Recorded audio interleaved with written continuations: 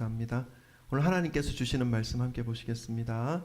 마태복음 16장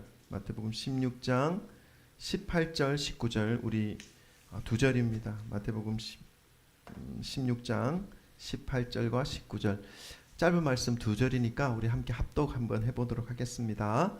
18절과 19절입니다. 네, 다 찾으신 줄 알고 같이 합독합니다. 시작. 또 내가 내게 이르노니 너는 베드로라. 내가 이 반석 위에 내 교회를 세우리니 엄부의 권세가 이기지 못하리라. 내가 천국 열쇠를 내게 주리니 내가 땅에서 무엇이든지 매면 하늘에서도 매일 것이요 내가 땅에서 무엇이든지 풀면 하늘에서도 풀리리라 하시고. 아멘. 할렐루야. 주 예수 그리스도 이름을 찬양합니다. 아멘. 네, 어제 그동안 기다렸던 기도하면서 기다렸던 사랑 나눔 잔치를 무사히 은혜 안에서 잘 마쳤습니다. 날이 더워서 조금 염려가 되었는데 역시나 더웠습니다. 그래도 행사를 진행하지 못할 정도는 아니었기 때문에 너무나 은혜스럽게 잘 마무리가 되어서 정말 하나님께 감사를 드렸습니다.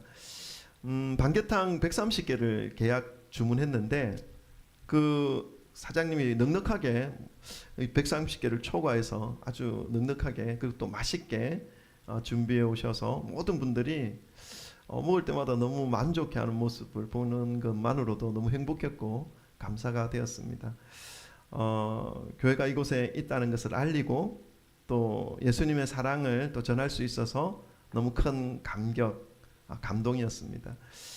그리고 그렇게 섬기시는 모습 중에 이제 우리 세종안교회 성도님들도 아름다웠지만 우리 함께 연합하시는 우리 성도님들 한 분 한 분이 얼마나 사랑스러웠는지 얼마나 아름다웠는지 자랑스러웠습니다. 여러분을 사랑합니다. 아멘. 뭐 좀 어색합니까? 사랑한다는 말이 좀 뭐 경상도 사람이 또 하니까 좀 그러네요. 네, 어쨌든 오늘도 사랑하는 우리 모든 지체들과 먼저 사랑 인사 나누고 말씀을 받도록 하겠습니다. 우리 다 돌아보시고 사랑합니다. 축복합니다. 잘 오셨습니다. 할렐루야. 네, 오늘은 오랜만에 또 우리 이병옥 성도님이 또 오셨네요. 할렐루야. 할렐루야. 아멘. 아멘. 감사합니다. 감사합니다. 감사합니다. 아멘. 네, 할렐루야. 네. 어제 또 우리 그 김희붕 집사님과 통회를 했는데 교회를 오고 싶은데 이게 갈비뼈 쪽에 조금 금이 간 상태 아직 남아 있어서 이 팔 움직이기가 부자연스럽대요. 그래서 많이 회복은 됐지만 그 팔을 부자연스러우니까 이 세수하는 것도 어렵고 머리 감는 것도 어려워서 나오고 싶은데 좀 그렇잖아요. 세수도 못하고. 그래서 방송으로 지금 보고 있을 겁니다. 예배를 드리겠다라고 하시더라고요. 그래서 생각이 날 때마다 기도 빨리 회복돼서 우리가 요자리 앉으셔서 예배 드릴 수 있도록 그렇게 해주셨으면 감사하겠습니다. 우리 행사는 행사대로 의미가 있었고 또 복음의 씨앗이 오신 그 21분 정도 오셨어요. 초청되어서 오신 분은 그분들에게 복음의 씨앗이 뿌려졌으니까 이제 우리로서는 뭐 주님께서 이제 어떻게 인도하실까 하나님의 행하심에 우리가 기대하고 소망하면서 이 믿음의 길을 우리가 서 있는 이 자리에서 더 힘있게 바르게 말씀을 붙잡고 달려가야 하리라 믿습니다. 어제 사랑 나눔 잔치에 초대되어 오셨던 분들 중에 말씀을 나누는 중에 좀 알게 된 것은 참 그 교회에 나와본 분들이 의외로 적구나. 이 영종도에 거의 한 절반은 교회 처음 나온 분들이었던 것 같아요.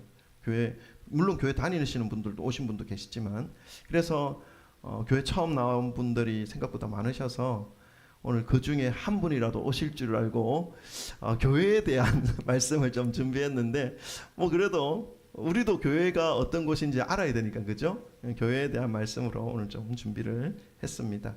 이곳에 계신 모든 분들의 그 마음과 심령 속에 말씀을 통해서 교회의 의미를 다시금 새기고 말씀의 터 위에 세워진 이 교회 공동체에서 주님이 주시는 은혜의 신앙생활을 이어가시기를 간절히 소망하는 마음으로 말씀을 전하겠습니다.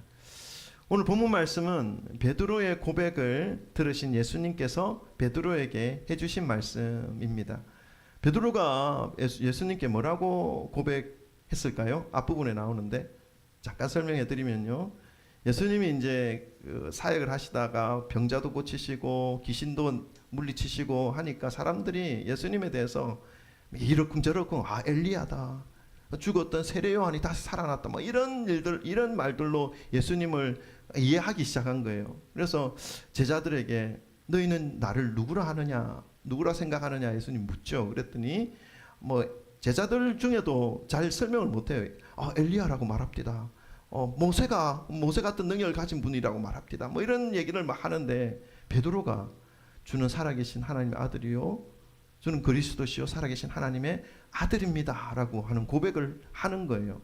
그 고백을 듣고 예수님께서 베드로에게 오늘 본문 말씀을 얘기해 주신 것입니다. 근데 이 말씀을 우리가 깊이 묵상하고 이 말씀에 대해서 깨닫게 되면 교회라는 곳이 어떤 곳인지에 대하여 잘 알 수 있게 됩니다. 간혹 제가 전화를 받습니다. 네이버 같은 곳에서 검색해가지고 전화를 하시는 분들의 전화인데요, 내용은 성진교회에 대하여 문의하는 내용입니다. 교회를 나가고 싶은데 어느 교회를 나가야 할지 모르겠다라고 하면서 성진교회는 어떤 교회입니까? 또 물으시는 분들이 간혹 있습니다. 여러분, 성진교회에 대한 것은 홈페이지에 다 기록되어 있습니다. 또 이 자리를 빌어서 홈페이지 또 홍보를 하는데요, 하늘도시 영종도 교회가 참 많습니다. 근데 홈페이지를 일단은 가지고 있는 교회들이 많이 없고요, 생각보다 제가 들여다보면. 그리고 홈페이지가 있다 하더라도 관리가 제대로 되는 교회가, 큰 교회, 예를 들면 영종중앙교회나 공항교회나 이런 큰 교회는 관리가 되는데 의외로 관리가 잘 안 되는 교회들이 많습니다. 근데 우리 교회는 어때요? 관리가 아주 잘 됩니다. 아멘. 네, 그래서 우리 교회에 대해서 궁금하다 그러면 홈페이지를 보시면 아주 투명하게 다 있습니다. 뭐 어떤 행사를 했는지, 또 성도님들이 몇 분 나오시는지 다 보입니다. 그래서 혹여나 교회가 궁금하시다고 하시는 분들이 계시면 홈페이지로 연결해 주시고 교회로 인도해 주시면 될 것 같습니다. 근데 여러분, 교회가 어떤 곳일까요? 교회를 나오기 이전에 우리가 가려고 하는 교회가 어떤 곳인지를 잘 알아야 할 필요가 있습니다. 이 질문에 대한 대답과 방향성을 알게 되면 그에 맞는 교회를 선택할 수 있게 되고 그에 맞는 신앙의 모습을 세워갈 수 있고 찾아갈 수 있기 때문입니다. 그래서 이 교회가 어떤 곳인가 하는 이 질문에 대한 대답에 대해서 오늘 본문 말씀, 예수님이 베드로에게 하신 그 말씀을 중심으로 교회가 어떤 곳인지를 세 가지만 살펴보기를 원합니다. 첫 번째는요, 교회는 예수님께서 세우신 곳이다라는 것입니다. 18절 말씀 우리 한번 읽어볼까요? 본문 말씀 18절입니다. 다 같이 읽습니다. 시작. 또 내가 내게 이르노니 너는 베드로라. 내가 이 반석 위에 내 교회를 세우리니 엄부의 권세가 이기지 못하리라. 아멘. 교회는 이 반석 위에 예수님께서 세우셨다 말씀합니다. 세우신 것이라 말씀하죠.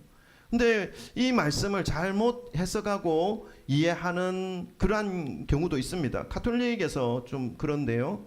가톨릭에서는 이제 이 반석이라는 단어, 교회를 이 반석 위에 세우겠다라고 하셨던 이 반석이라는 단어를 앞부분에 너는 베드로라 하는 이 말씀을 인용해서 연결시켜서 이 반석이 바로 베드로다라고 해석해서 베드로 위에 교회를 세우시겠다라고 하는 그러한 예수님의 말씀으로 해석하고 있습니다.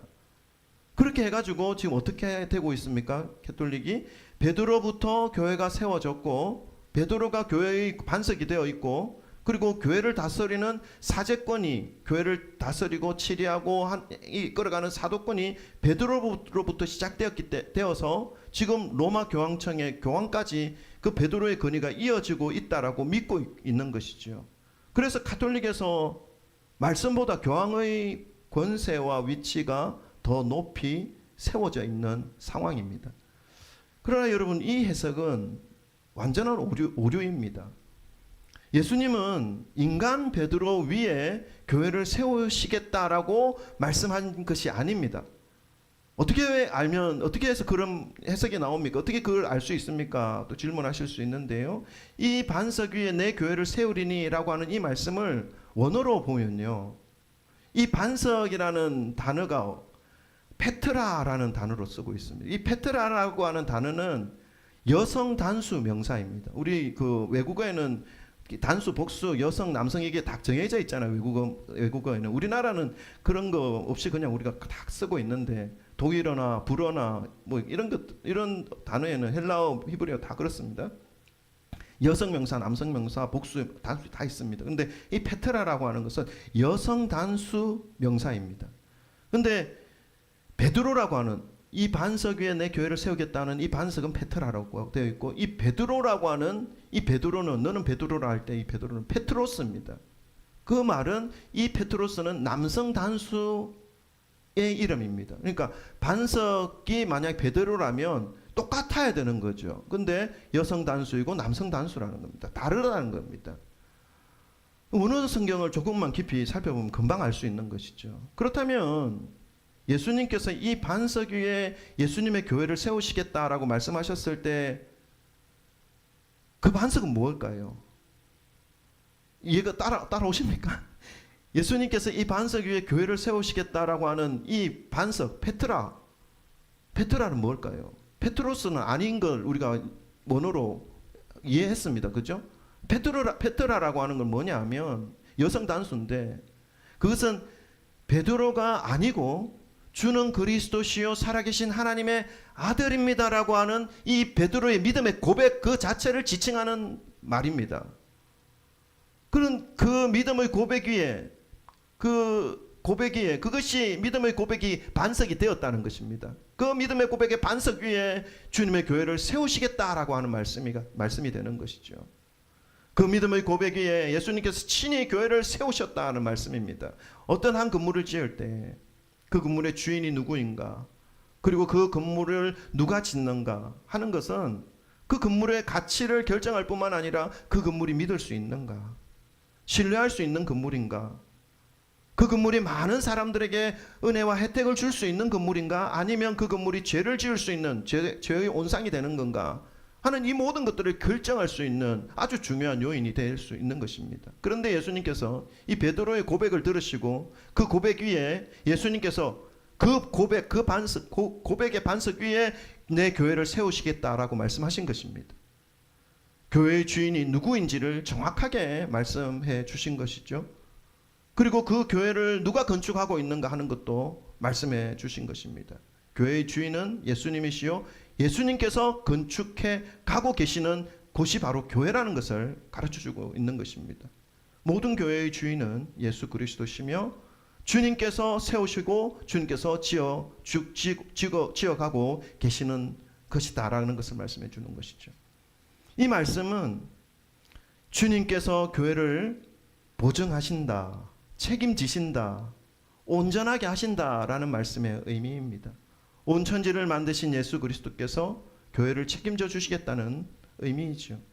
사랑하는 성도 여러분, 우리가 살아가는 이 땅에서 수없이 많은 교회들이 있습니다. 큰 교회, 작은 교회, 첩첩산중에 세워진 교회, 우리가 알지 못하는 수없이 많은 교회들이 존재하고 있죠. 아무리 작은 교회라 할지라도 그 교회는 예수님께서 세우신 예수님의 소유된 교회라는 사실을 여러분 잊지 마시기를 바랍니다. 우리 교회, 성진교회 역시 동일합니다. 교회는 사람의 소유가 되어서는 안 된다는 것이죠. 오늘날 교회에서 일어나는 많은 문제들이 왜 일어나냐 하면요, 교회가 인간들의 소유라고 생각하는 것에서부터 문제가 일어나는 것입니다. 예수님의 것이고 예수님이 지어 가주신다라는 것을 기억하시기를 주님의 이름으로 축원합니다. 그리고 교회의 반석, 그 반석은 베드로가 아니라, 사람이 아니라 주는 그리스도시요 살아계신 하나님의 아들입니다라고 하는 그 믿음의 고백이 반석이 되었다는 사실. 그래서 우리가 이 교회를 세워가고 교회 공동체에서 믿음의 삶을 세워갈 때에 가장 반석되고 기초되는 건 뭐냐 하면 주는 그리스도시요 살아계신 하나님의 아들입니다라고 하는 그 믿음의 고백, 그 흔들리지 않는 토대 위에 신앙생활하는 것이 가장 중요하다라는 사실을 기억하시기를 주님의 이름 축원합니다. 두 번째는요, 교회는 음부의 권세가 이기지 못하는 곳이다는 것입니다. 18절 말씀 우리 한 번 더 읽어볼까요? 18절 말씀 다 같이 읽습니다. 시작. 또 내가 내게 이르노니 너는 베드로라. 내가 이 반석 위에 내 교회를 세우리니 음부의 권세가 이기지 못하리라. 아멘. 교회는 예수님께서 세우셨고 예수 그리스도께서 경고하게 하시고 붙들어 주는 곳입니다. 그렇기 때문에 음부의 권세가 이기지 못한다 말씀합니다. 그렇다면 여러분, 음부의 권세는 뭡니까? 이 음부의 권세라는 것이 조금 생소하게 들릴 수 있는데, 이 음부라고 하는 단어를 원어 성경에 사용되어진 곳을 찾아보면 헬라어로는 하데스라는 단어를 쓰고 있고요, 히브리어로는 스올이라는 단어를 쓰고 있습니다. 해석하면 똑같습니다. 죽음의 권세, 죽음이라는 뜻입니다. 뭐 지옥으로 해석될 수도 있습니다. 죽음은 죄의 결과이죠. 죄를 이용하여서 사람들을 지옥으로 몰아가는, 파멸시키는 존재가 있습니다. 사단입니다. 그래서 이 죄의 결과와 죽음으로 몰아가는 이 사단의 그 사단이란 존재를 인식한다면 이 음부의 권세는 사단의 세력들, 마귀의 세력들, 지옥으로 그 몰아가려고 하는 그러한 어둠의 세력들을 총칭하고 있는 것입니다. 그래서 그 음부의 권세가 이기지 못하는 것이 바로 교회라는 말씀입니다. 교회라는 것은 예수 그리스도에 대한 믿음의 고백, 주는 그리스도시요 살아계신 하나님의 아들입니다라고 하는 그 믿음의 고백 위에 세워진 그러한 곳이기 때문에, 예수님께서 세우신 주님의 소유된 공동체이기 때문에 사단의 세력은 그 힘을 잃어버릴 수밖에 없는 그러한 곳이라는 것을 말씀하고 있습니다. 왜 사단이 이 교회라는 공동체 안에서 힘을 잃어버릴까요? 왜 이기지 못할까요? 교회 안에서 사단의 권세가. 그것은 이미 벌써 예수님께서 사단의 권세를 짓밟고 깨뜨리셨기 때문에 그렇습니다. 예수님께서 이제 30년의 그 요셉의 아들로, 인간의 아들로 살아가시다가 이제 30살부터 공생애를 시작하지 않습니까? 하나님의 아들로서 이 땅에 오신 목적을 이루어가기 시작하십니다.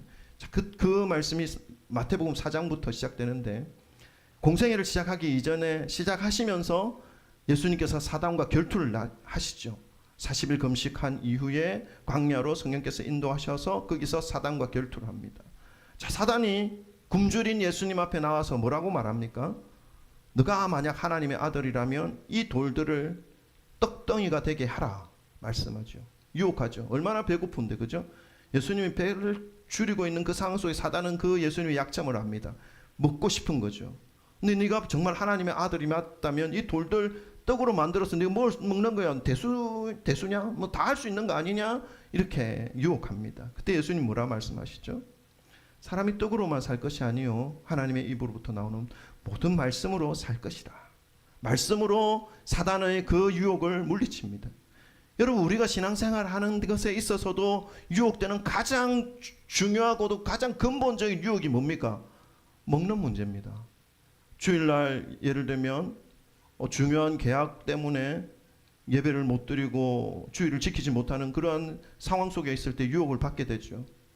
돈을 큰 계약을 가질 수 있으니까 눈 질끈 감고 글로 갈 수도 있습니다. 그러나 그것이 하나님의 말씀과는 대치가 되는 겁니다. 하나님은 주일을 온전히 지키고 주일은 온전히 하나님을 예배하는 그러한 날, 주님의 날, The Lord's Day잖아요.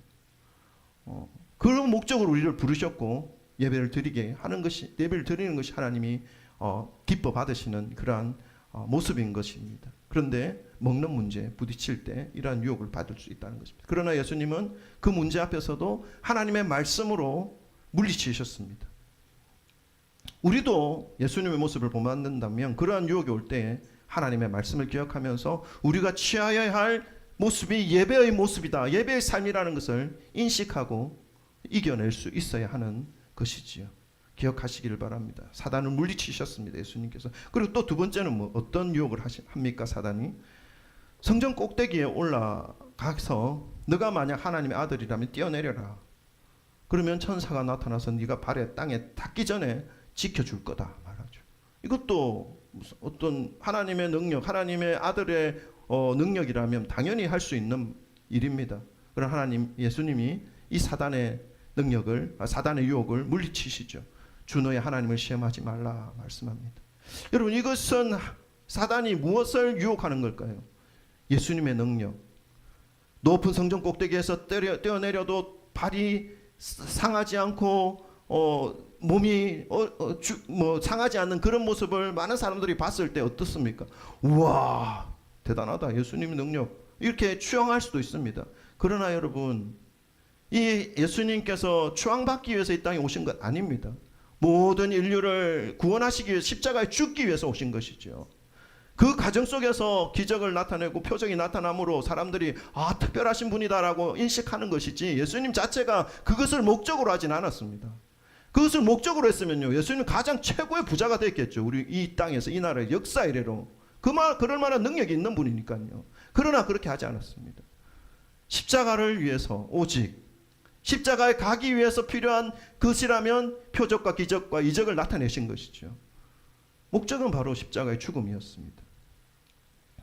여러분, 우리의 신앙의 모습도 그렇습니다. 이 신앙생활 하는 데 있어서 우리의 모습이 드러나고자 하는 그러한 순간도 있습니다. 드러나야 날 수 있는 순간. 그런데 우리가 유혹받아서는 안 됩니다. 그럴 때 우리의 모습이 나타나고 우리의 모습이 높아지고 우리의 모습이 다른 사람들로부터 추앙받는 그런 것에 목적을 두게 되면요, 부질없습니다. 여러분, 다 무너집니다. 그러나 우리가 하나님이 주신 그 신앙의 삶을, 신앙의 발걸음을 매일매일 바른 모습으로 살아가게 될 때에 우리는 알지 못하는 새에 우리의 모습이 하나님이 주신 그 은혜와 영광 때문에 다른 사람들보다, 다른 사람들에게 의해서 박수받고 추앙받을 그러한 때도 있습니다. 그러나 거기에 연연해야 할 필요는 없는 거죠. 우리가 가는 길은 예수님이 가신 십자가의 길이기 때문에 그렇습니다. 그리고 마지막 세 번째 뭐라고 말합니까? 내게 엎드려 절하라, 천하만국을 너에게 다 주겠다 말하죠. 여러분, 이 거짓입니다. 사단에게 천하만국에 가지고 있는 그 소유권이 없습니다. 천하만국은 하나님의 것입니다. 근데 속이죠. 우리 신앙생활 할 때 사단이 잘하는 건 속이는 겁니다. 너 이거 하면 이렇게 될 거야, 이거 하면 더 좋을 거야. 여러분, 부질없다니까요. 하나님의 말씀만 붙잡고 나아가시기를 주님으로 축원합니다. 그래서 예수님은 이미 벌써 공생에 시작할 때 사단의 모든 것들을 짓밟고 깨뜨리시고 이기시고 승리하셨기 때문에 그 예수님이 다스리시고 지켜주시고 세워가시는 이 교회 안에서 음부의 권세는 이기지 못한다는 말씀입니다. 죽음조차도 힘을 잃어버리는 그러한 곳이 바로 이 교회 공동체라는 것입니다.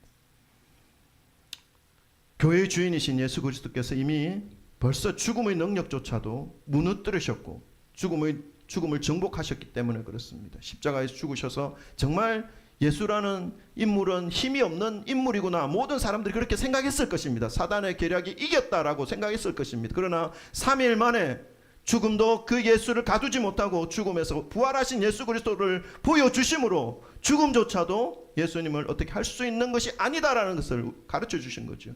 그래서 그 예수님이 다스리시는 교회는 죽음의 권세조차도 어떻게 할 수 없는 것이 바로 이 믿음의 공동체, 예수 그리스도의 공동체라는 사실을 말씀해주고 있습니다. 음부의 권세가 이기지 못한다라고 하는 그 의미는 죽음으로부터 발생되는 모든 슬픔, 공포, 두려움, 우울함, 질병이 교회를 삼키지 못한다는 말씀입니다. 그래서 예수님께서 세우신 교회들은 역사 이래로 교회에 내려진 핍박과 믿음의 사람들에게 쏟아진 그 박해가 얼마나 길고 얼마나 가혹했습니까? 그러나 그러한 상황 속에서도 전 세계에 퍼져나간 이 복음의 씨앗들, 예수 그리스도를 믿는 이 믿음의 성도들, 그리고 세워진 교회들은 2000년이 지난 이 순간까지 없어지지 않았습니다. 오히려 더 퍼져나갔습니다. 이 복음을 위해 희생된 수없이 많은 믿음의 선진들이 영원한 생명으로 인도되어졌다는 사실을 보여주는 것이죠. 예수 그리스도께서는 영원히 교회를 다스리시며 영원한 생명을 보장해 주고 계신다라는 것을 우리에게 보여주고 있는 것입니다. 마지막 때가 되었을 때 우리 교회가 어떻게 되겠습니까?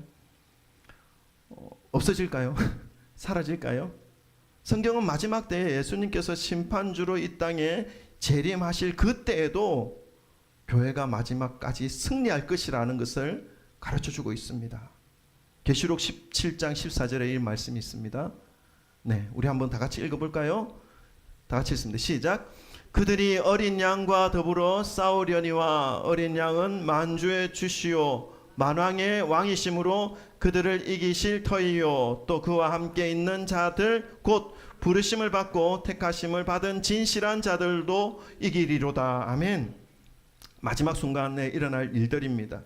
사단이 어린 양과 더불어 싸운다는 말이죠. 그런데 그 싸움에서 어떻게 되느냐? 예수 그리스도와 함께하는 주님의 교회들은 승리한다라는 말씀을 하고 있습니다.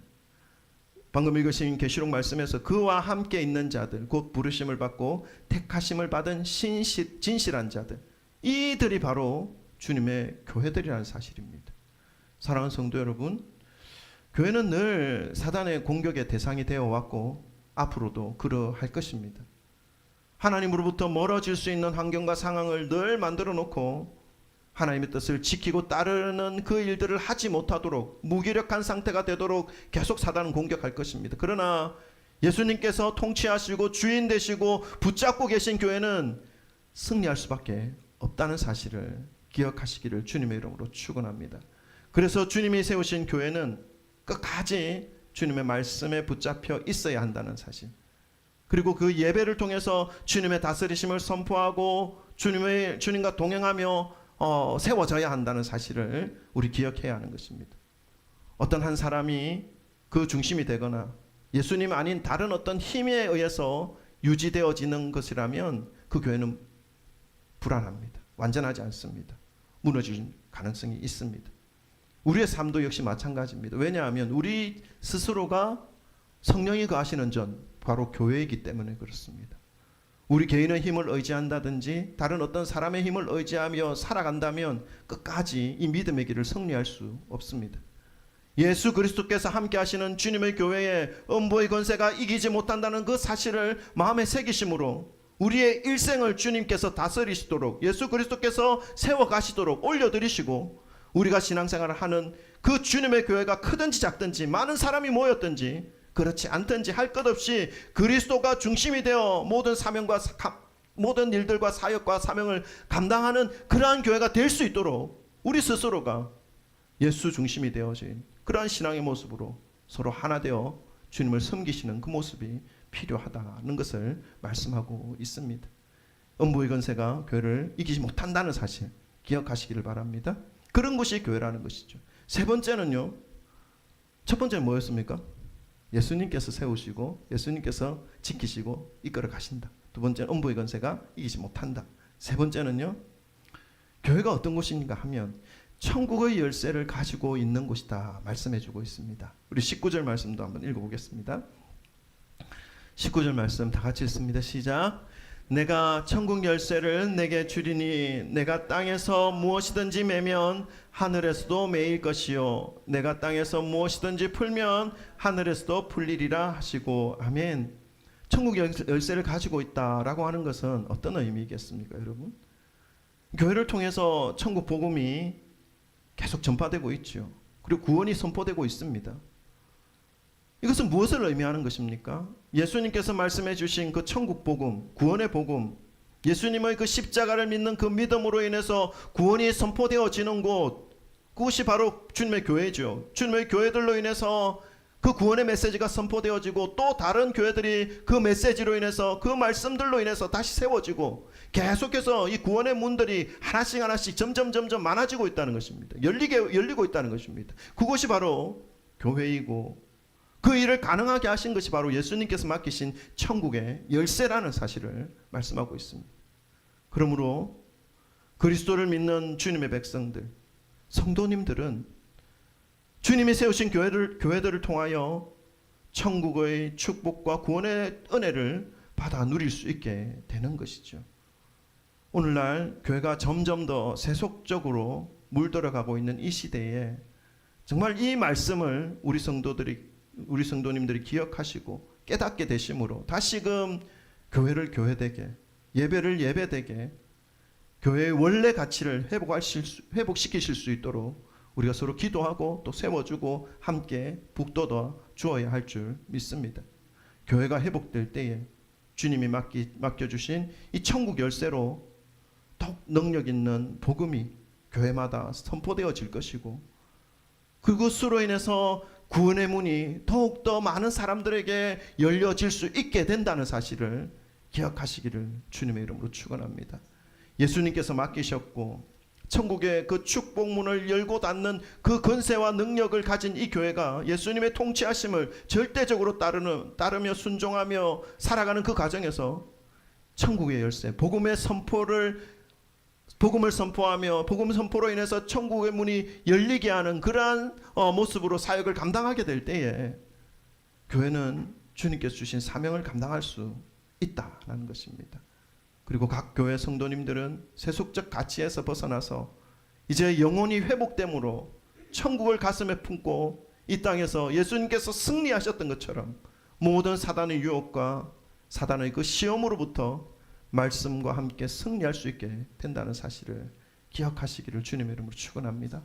그러하기 때문에 교회는 천국 열쇠를 가진 곳이고 복음을 통해 더 많은 사람에게 천국으로 인도하는 그러한 사명을 가진 공동체라는 것을 가르쳐주고 있습니다.